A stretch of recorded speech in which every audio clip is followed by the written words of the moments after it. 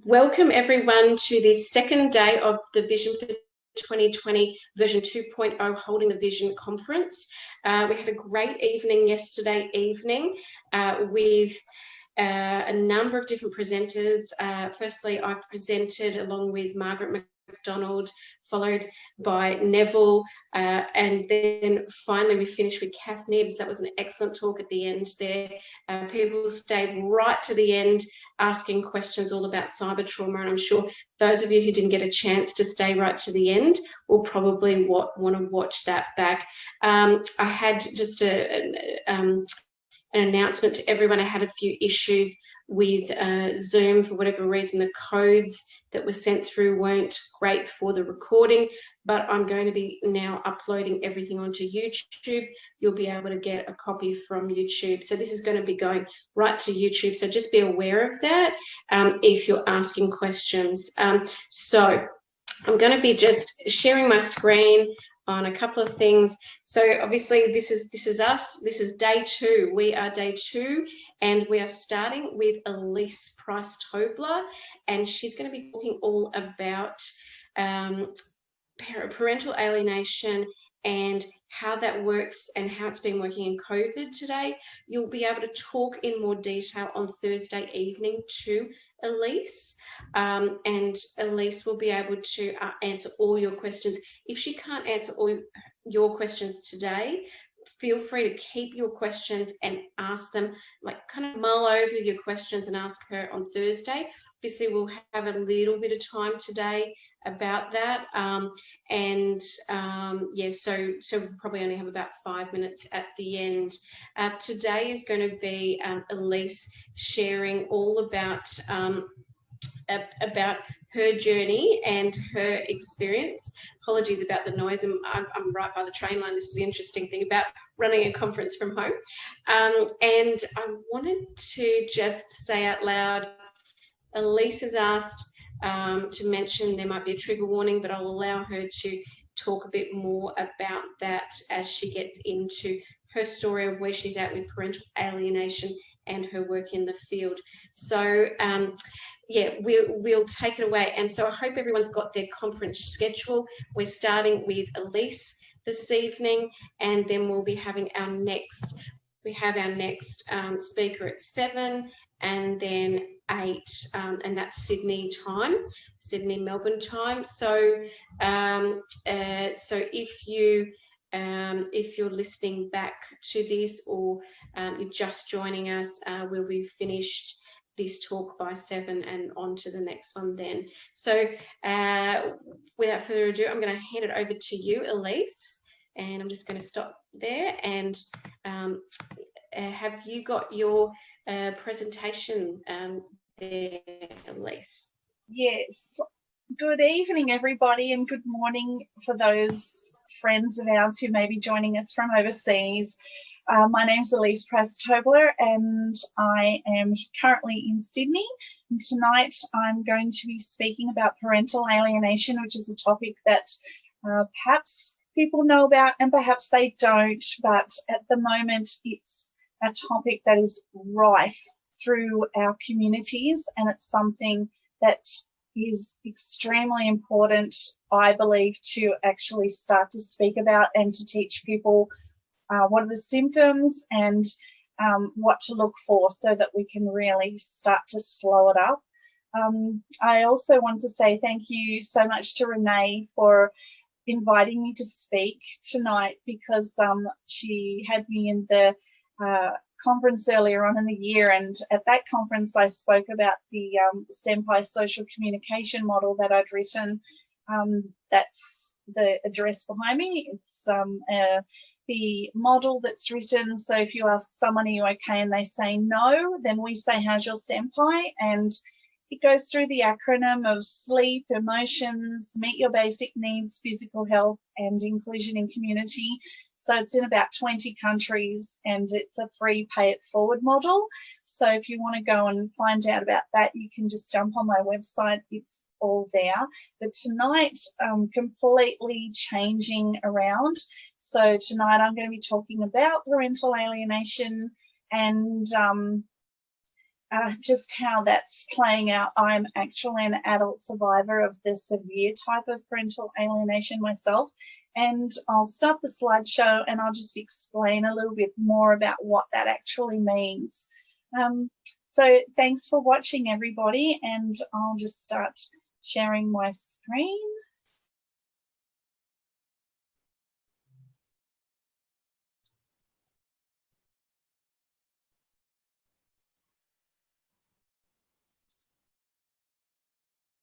Okay, so basically parental alienation, what I'm going to be talking about tonight is what is it and how should we respond to it. And Thursday night I'll probably be talking more about how to respond to the COVID with regards to parental alienation and what some people are practicing out there in the communities now.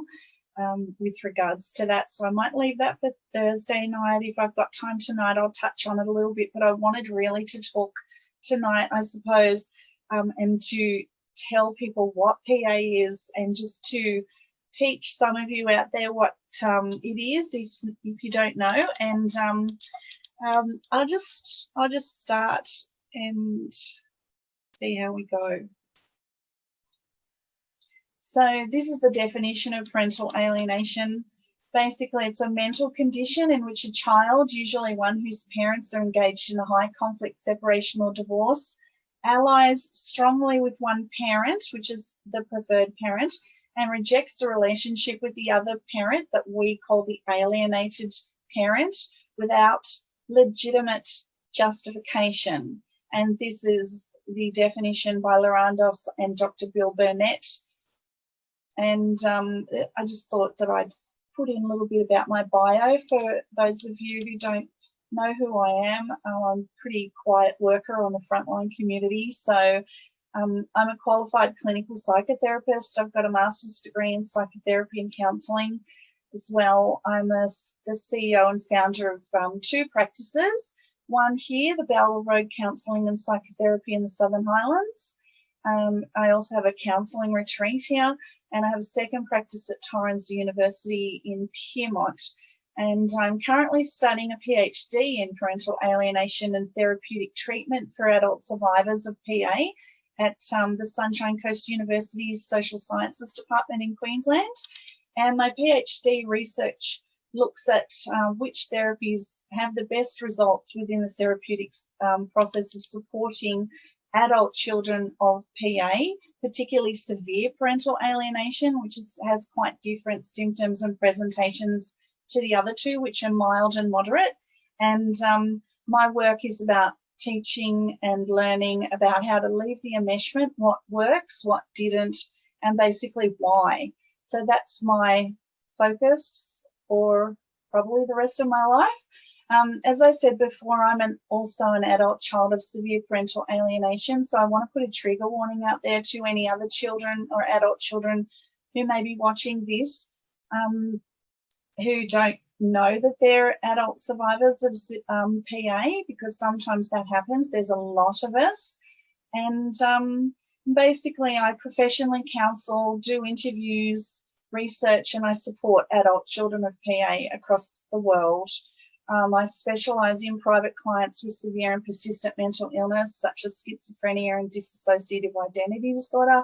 I also work with a lot of clients with borderline personality disorder, because parental alienation is at the base of it a form of very severe abandonment too, which also has roots with the borderline personality disorder clients. So I work with a lot of them. I'm also a first responder in crisis counselling, and I speak internationally about PA and my university studies, and I have a long experience of severe PA, and I've worked for about 30 years plus in professional mental health community frontline, and I'm also the co-founder and co-host of the Facebook Humanly Possible channel with Dawn McCarty. She's also an adult child of parental alienation and abduction. Dawn's based in Florida, and each week we interview guests from across the world with a focus on the voice of the adult child of PA. We also interview experts on PA we talk about new research, therapeutic resilience, skill building, and how we can prevent PA so that the high suicide rates stop amongst our highly vulnerable and valuable cohort. So I just want to play this video for you. So made this today for the conference, so see how it goes.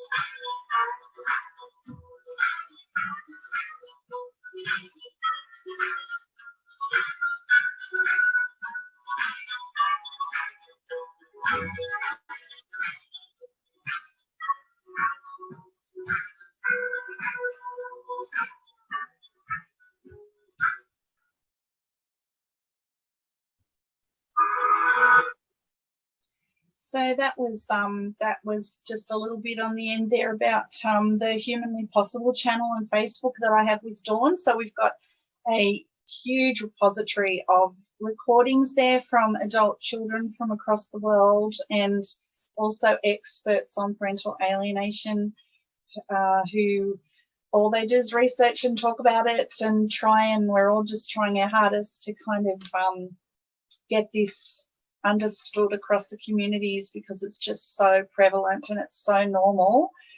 So this is a slide about what is parental alienation. So it's from timetoputkidsfirst.org, and it explains quite well, I think, that the destruction of a parent-child relationship is through psychological warfare.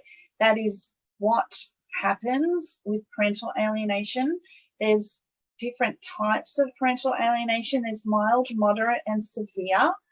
And I'll just read them out to you. And this is from Parental Alienation, the Handbook for Mental Health and Legal Professionals by Lorandos, Burnett and Richard Sorber. So these people are the world authoritarians on PA, and amongst others. We've interviewed Dr. Burnett actually on Humanly Possible, so if you want to go over and see that interview, that's pretty fascinating. It's 2 adult children of PA interviewing the world PA leading researcher. We had a pretty good time with him. But so there are 2 ways to think about the severity of the symptoms or behaviours that are manifested in cases of PA. First, one can consider the level of symptoms manifested by the child who is the victim of PA. The child's symptoms can be classified as mild, moderate, or severe, depending on the intensity of the child's refusal to see the target or alienated parent. So it is important to keep in mind that the diagnosis of PA is based on the symptoms and behaviours manifested by the child, and the severity of PA is based on the intensity of the symptoms and behaviours manifested by the child. Although generally a child who's subjected to the more severe degrees of parental alienating behaviours is likely to manifest a more severe level of PA, this is not always the case. It is possible for a parent who is moderately alienating to induce only a mild degree of PA in a child.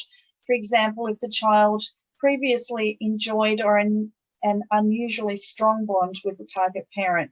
On the other hand, it is possible for a parent who is moderately alienating to induce a severe degree of PA in a child. For example, if the child was already somewhat fearful and insecure. So the levels of severity of parental alienation and typical treatment approaches. Mild PA, we're not going to go too much into the treatment because that's just a whole other world. But basically, mild PA means that the child resists contact with the target parent but enjoys the relationship with that parent once parenting time is underway. A typical intervention for mild PA is strongly worded instruction or psychoeducation. For example, a judge might clearly order the parents to stop exposing their child to conflict, stop undermining the child's relationship with the other parent, as well as instructing the child to cooperate with the parenting plan, follow the schedule that has been ordered. A parenting coordinator might meet with the parents regularly to help them communicate in a constructive manner and advise them regarding the child's activities with the target parent. So moderate PA means that the child strongly resists contact and is persistently oppositional during parenting time with the targeted parent. The treatment of moderate PA usually focuses on changing the behaviour of the parents, reducing the amount of conflict and improving communication, for example. A parenting coordinator works with parents together, and individual counselling is frequently arranged for the alienating parent to help the parent stop indoctrinating the child against the target parent. The target parent to help the parent to be less frustrated and improve parenting skills is needed, and the child to help the child avoid the parent's battles and have a healthy relationship in both parents. So severe PA means that the child persistently and adamantly refuses contact and may hide or run away to avoid being with the target parent.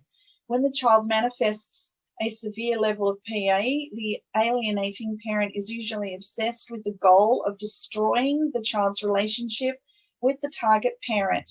The alienating parent has little or no insight and is convinced of the righteousness of his or her behaviour. It is usually necessary to protect the child from the influence of the alienating parent by removing the child from his or her custody, greatly reducing the parenting time with that parent and requiring the parenting time to be supervised. So I'll just move to the next slide. So researchers estimate that approximately 20 million children in the United States of America are already the victims of mild, moderate, and severe parental alienation. And that's from Opperman and as cited in Baker.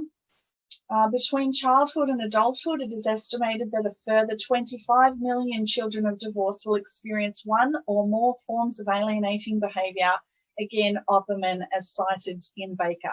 And this I thought was fascinating to know. When I heard this, I actually thought they had it wrong. But high conflict divorce is estimated to be worth $50 billion per year in America. So that's just the USA. India has a dreadful problem with PA. Australia does as well. Canada. This is just America. So we really need to shine a light on the court system, because there's a lot of money to be made from divorce. Now, parental alienation syndrome was popularized by 1980 psychiatrist Dr. Richard Gardner. Gardner explains that PAS is a disorder that arises primarily in the context of child custody disputes. Its primary manifestation is the child's campaign of denigration against the parent, a campaign that has no justification. The disorder stems from the combination of indoctrinations by the alienating parent and the child's own contributions to the vilification of the alienated parent. Now, this is a highly contentious field. There are researchers across the world who do not agree with this, with Gardner's identification of it being a disorder. I've never worked or come across a field where there's more fighting between the researchers in my life. It's actually quite dreadful for those of us who are adult children of PA to be watching the fighting, because to us it's another form of abuse. So we want the researchers to all get on the same page, which is a big ask at this point. Parental alienation is a recognised form of emotional child abuse. A report by the National Commission of Inquiry into the Prevention of Child Abuse stated that at least 1 million children and young people are harmed each year, and added that child abuse is costing the nation more than £1 million a year, the vast majority of this being spent dealing with the aftermath of abuse rather than its prevention. So this is just a short video that, it's been played maybe 80,000 times. So we use this across social media a lot. So I'll just play this for you so you can, you may have seen it, may not. So here we go.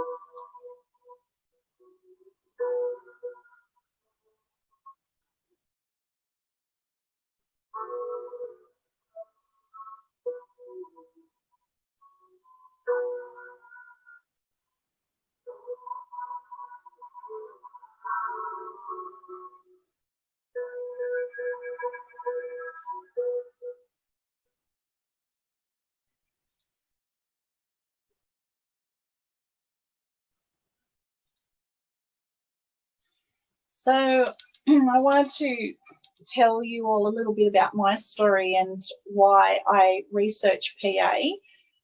My parents separated when I was about 2 years old. However, I saw my father occasionally in contact visits till I was about 7, but I was taught that my father was very dangerous and violent, and I wasn't helped to see my targeted father for 25 years by anybody. So I experienced the severe type of PA during my early years, and then at the age of 30, I reunited with my dad, and we've been back together ever since and speaking every day for the past 20 years or so. And I openly speak about my childhood experiences on Humanly Possible and Twitter and LinkedIn, with the hope that other children will start to come forward and understand the enmeshment and how to get out of it and how to begin to heal for both themselves and the generations that are coming through next, because parental alienation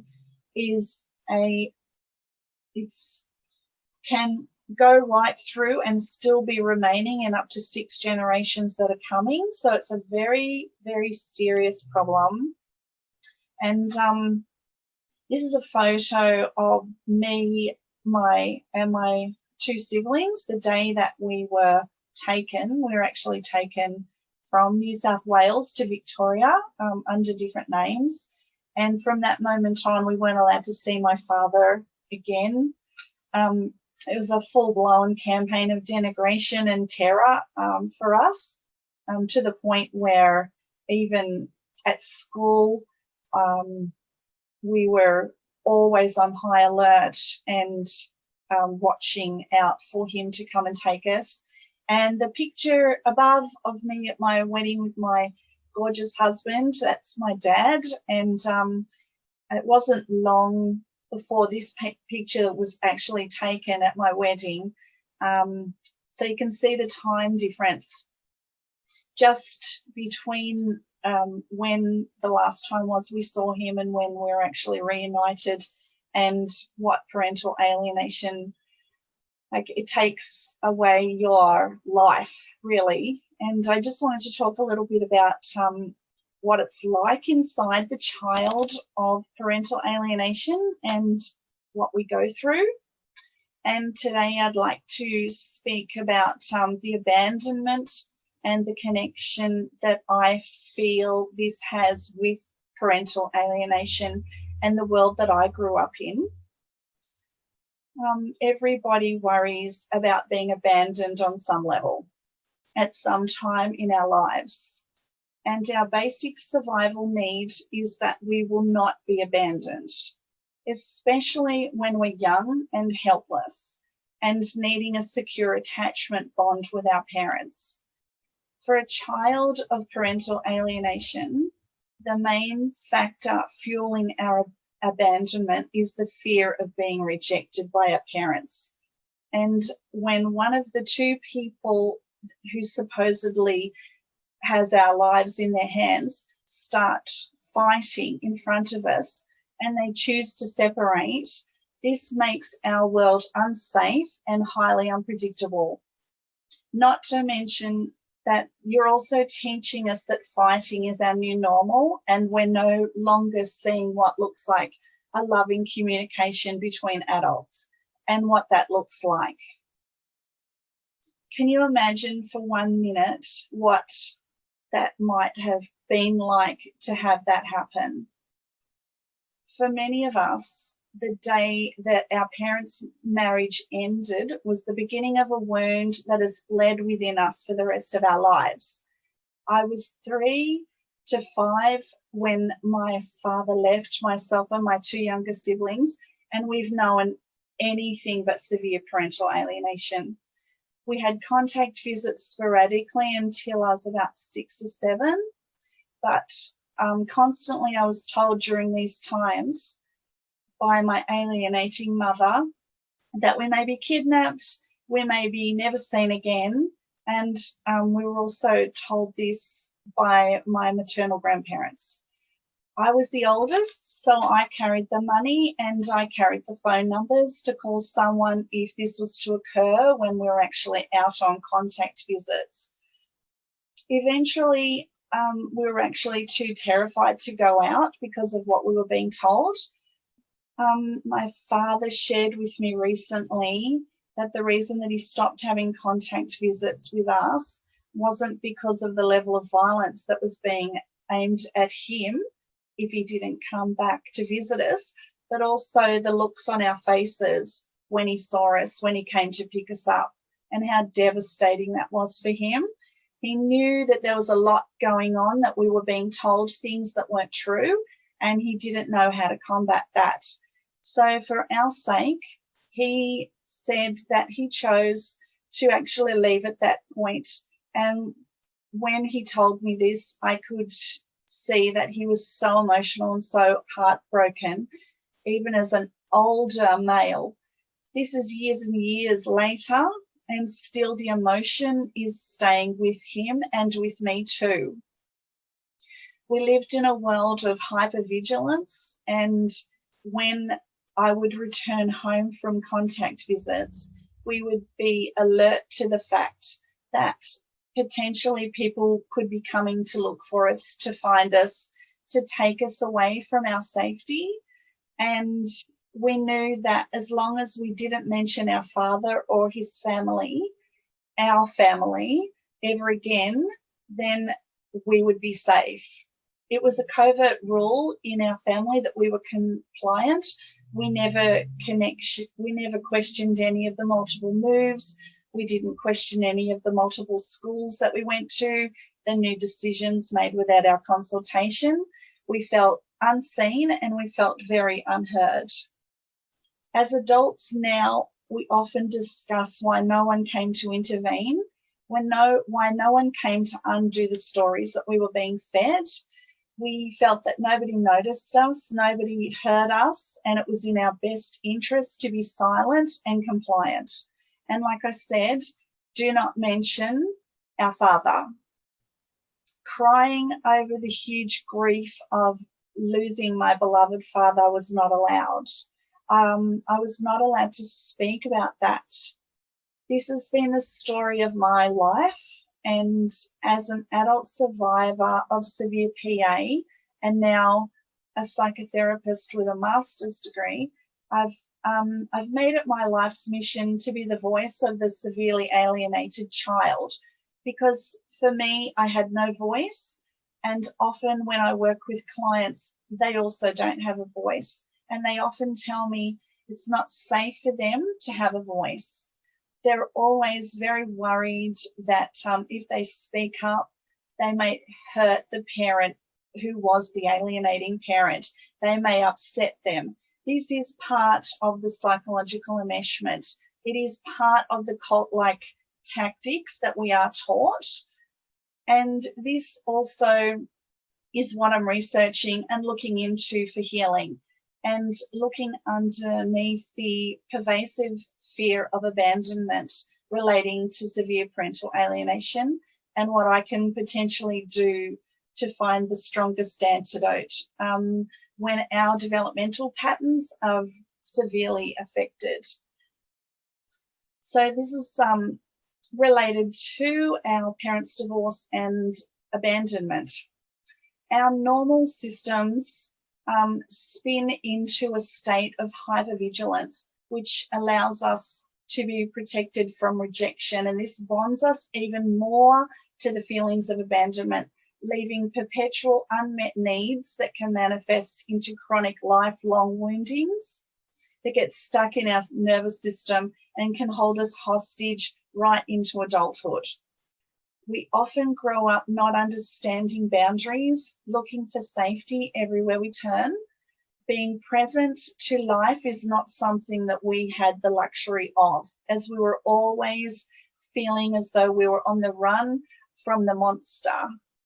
We often had little or no sense of self, and often cannot tolerate or couldn't tolerate difficult emotions and situations, leaving us with internal sensations and emotional pain that could often at times become unbearable. And this is why I've gone into the field of psychology, because that pain is what's led me into here to find answers. Due to the insecure attachment style that we developed as children, we could find ourselves living permanently in a cyclical maladaptive pattern of fear, betrayal, abandonment, punishment. My work now as an adult survivor and as a professional has been to try techniques on myself, on my sibling, to unlock the all the different symptoms. I'm looking for therapeutic answers to try and operate in the world that we weren't taught safely to navigate in healthy ways. So it's tricky. Yeah. Abandonment is literally a primal fear embedded in humans and can be a major threat to a regulated nervous system. Abandonment is an historic issue linked to a lack of safety and a lack of opportunity. to functionally co-regulate with another person, primarily with parents, especially when one of them is gone. So Dr. Porges teaches us that abandonment and loss of capacity are opportunities to co-regulating. Early abandonment can play havoc on a child's nervous system and can leave deep, lifelong scarring with an irregulated nervous system, in tow. These early attachment experiences can have a remaining effect on the ability to build meaningful adult relationships when we're finally adults. Suppressing our emotions and voices for one moment longer is not okay. We need to speak up to heal, and this can be very, very distressing for some parents who've been targeted at the moment. By doing this, and we need to speak up. At this point, if we don't, we're cauterizing all hope for our already stunted healing. I've heard many times from different clients and people in my field, I've read it in research articles, that we are very broken. The enmeshment and cult-like brainwashing that we've been exposed to is very difficult to undo. Many of us will either end up in addiction or prison, and it's said that we won't receive a normal education. We won't be able to sustain healthy relationships, and we'll have major health problems, as well as potentially ending up dead through suicide. On behalf of all the children and adult survivors out there, Dawn and I are asking for your help to please change the conclusions that have been drawn for us. It's very difficult to listen to, especially for those who are trying so hard to break these patterns. We're standing up as adult voices on behalf of our young selves who didn't have voices. And this is what we're seeing.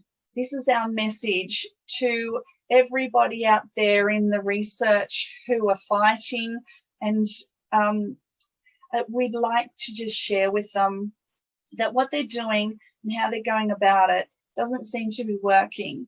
It's also coming across as being very upsetting for the adult survivors and the children. The last thing the children need is to hear more arguing by the researchers and the professionals. It's not about the money. It's not about the academic notoriety. It's not about who wins the child with fighting parents either. These children are not your property to fight over. Your job is to help your children, to get the correct skills to function with trust, security, and empathy and love. This ultimately teaches us how to achieve emotional safety, true independence, and a strong sense of agency. Try and please remember for 1 minute what it was like to be a small child around adults who were fighting. I'm sure that there are many of you who knew what it was like to have no voice and to have no physical strength to stop an adult from hurting you. To grow up at the mercy of adults whose goal is to win you at all costs is very, very difficult. Throughout my life, if you don't think parental alienation exists, I'm here to tell you now it exists. It is so insidious. Ever since my family divorced, every family event after that, every marriage, every death, every birth, every sports event, every graduation, every birthday, every Christmas, especially Mother's and Father's Day, is tarnished. There's not one event that goes by that we are not affected by the decisions made back in my childhood by my two parents. For all those who tell us to get over it, our message is we are trying every day in all ways, but it's so hard and it's intergenerational. Parental alienation behaviours pass from generation to generation in all different forms. And there's a lot of cutting off from other family members. alienating behaviours continue in our families, and the abandonment wounds still bleed, and then we hear from people, just get over it. My final message today is from Marshall Rosenberg. What has happened to disconnect us from our compassionate nature, leading us to behave so violently towards each other and exploitatively? Please, let's try and reconnect with our compassionate nature and the little child in each of us, and please stop the fighting. So, having said that, I'm just going to go over to the next slide. Now, being a clinical psych, I work with a lot of clients of parental alienation and abandonment, and it can often they can often present in my office with a disguised presentation. So children with parental alienation have a strong fear of abandonment. This can manifest in grief, depression, anxiety, suicidality, borderline personality disorder, and, like I said, other disguised presentations. When we're working with a client's fear of abandonment, it can add a unique challenge to the therapeutic relationship.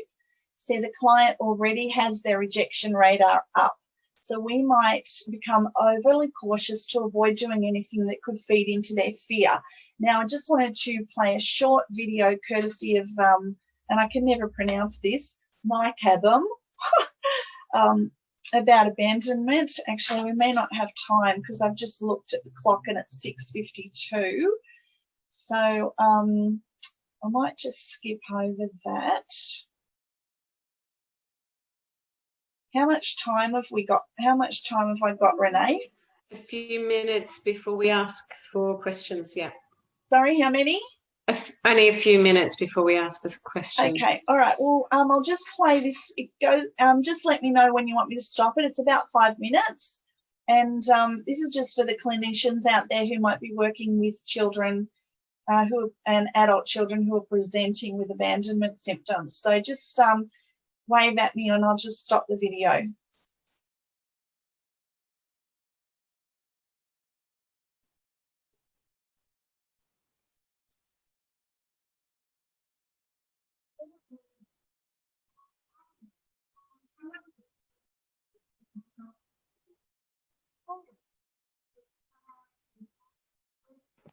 It's hard to hear the video, Alyse. I think we could hear the other videos better. Okay. I'm not sure how we can I can turn that up.